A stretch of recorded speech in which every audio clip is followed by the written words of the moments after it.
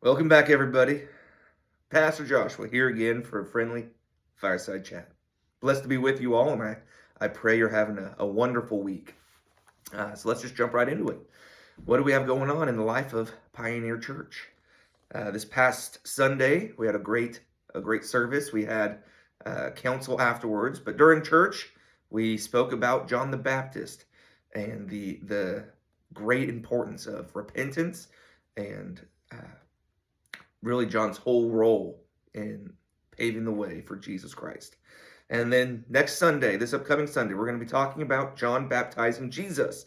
And in those two verses, there's so much that happens. And so looking forward to digging into that event with you all.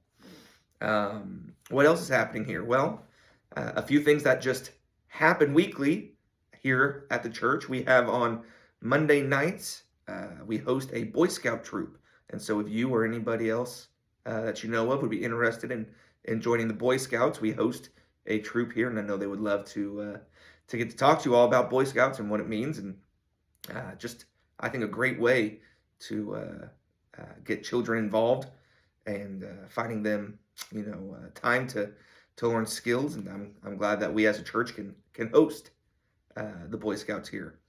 Wednesday mornings. So this morning we have Bible study here at the church, 10 a.m. and we are starting a new study going through Genesis, and I'm very excited for that. There is a whole lot to know about Genesis, and there's a whole lot that we do not know about Genesis, and so looking forward to diving deep into that and learning more with you all.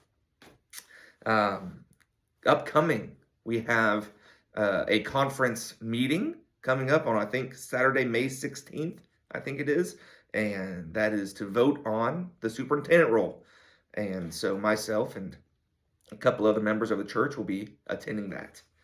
The first Sunday of August is our Church in the Park. All are welcome to come and join that.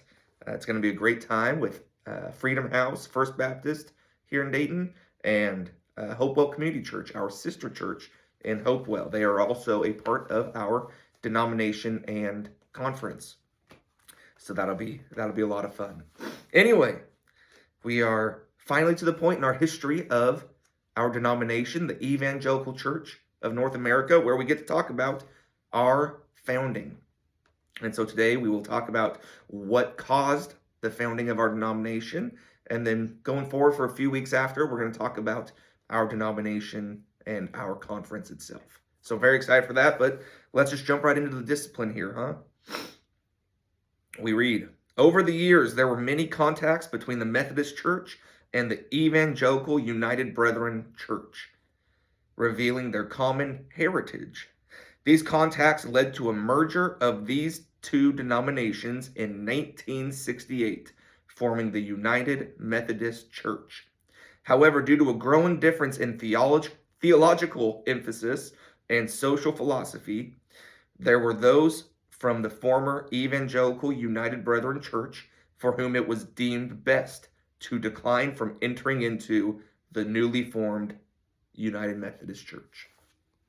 And so, the Evangelical United Brethren Church began in 1946, and it lasted only 22 years when the church as a whole, the whole EUB church chose to merge with the Methodist Church. But our conference here in the Pacific Northwest, along with the Canadian Conference and the Montana Conference of the Evangelical United Brethren Church, petitioned and were granted the ability to stay out of that merger, and that is how our denomination was formed. The Evangelical Church in North America was formed by when we were allowed to be excused from that merger. We formed the Evangelical Church of North America based very firmly on the EUB doctrine.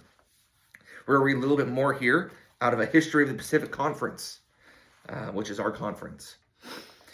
Momentum toward merger with the Methodists was a seemingly unstoppable force. It was a difficult time to know exactly what would happen when merger would become reality. There were so many unknown factors and it became a running debate within the conference and between the conference and the denomination for several years. There were those who were not going to merge with the Methodists no matter what, and there were those who did not want to cause problems. Over half a century after the fact now, it is quite apparent that the opposition to the merger was the right course of action. The United Methodist Church has become one of the most liberal denominations in the country, and the doctrinal and moral standards are not being followed. It is not a denomination where leaders like Albright, Otterbein, Bowerschwachs, or Poling would be comfortable. The United Methodist Church has lost a lot of members over the past few decades.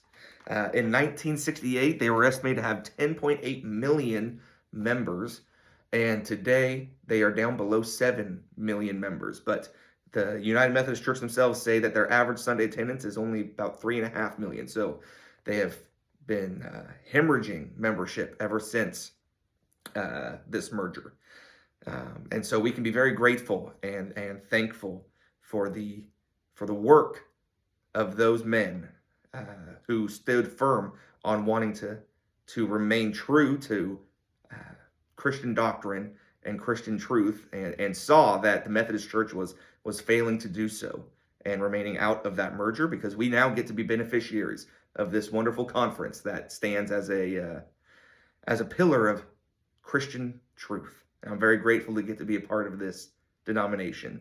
And so coming forward in the next few weeks, as I said, we're going to talk about our denomination itself, and I'm very excited for that. But on that note, may the Lord bless you. May his peace and his love and the joy and hope that can only come through a life lived for Jesus Christ be felt in each and every one of your hearts today. Go in peace.